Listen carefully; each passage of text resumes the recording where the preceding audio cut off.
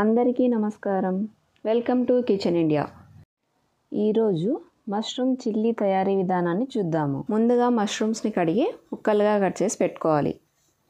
Stove పై కడాయి పెట్టి 2 table spoons oil, 2 table spoons నెయ్యి వేసి వేడయ్యాక 10 జీడిపప్పు ముక్కలు, 6 పచ్చిమిర్చి చీలికలు, 2 రెమ్మల కరివేపాకు, 1 టీ స్పూన్ అల్లం వెల్లుల్లి పేస్ట్ వేసి పచ్చివాసన పోయే వరకు వేయించి అందులోకి మనం ముందుగా కట్ చేసి పెట్టుకున్న మష్రూమ్స్ని వేసి 1 టీ స్పూన్ పసుపు, రుచికి సరిపడ్డ ఉప్పు, 1/2 టీ స్పూన్ కారం వేసి బాగా కలుపుకోవాలి.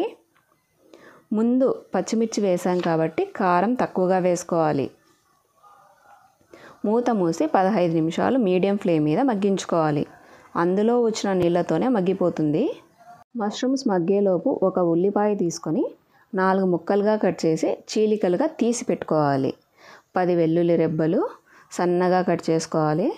మగ్గుతున్నటువంటి మష్రూమ్లోకి వెల్లుల్లి వేసి మరో 5 నిమిషాలు మగ్గించుకోవాలి. ఇలా మగ్గుతున్నటువంటి మష్రూమ్లోకి 1 టేబుల్ స్పూన్ ధనియా పౌడర్, 1 టీ స్పూన్ జీరా పౌడర్ వేసి కలుపుకోవాలి. 1 teaspoon vinegar, 1 tablespoon soya sauce, 1 tablespoon green chilli sauce వేసి హై ఫ్లేమ్ మీద బాగా కలుపుకోవాలి. అంతే అండి, mushroom chilli ready. Please like, share and subscribe to my channel. Thank you.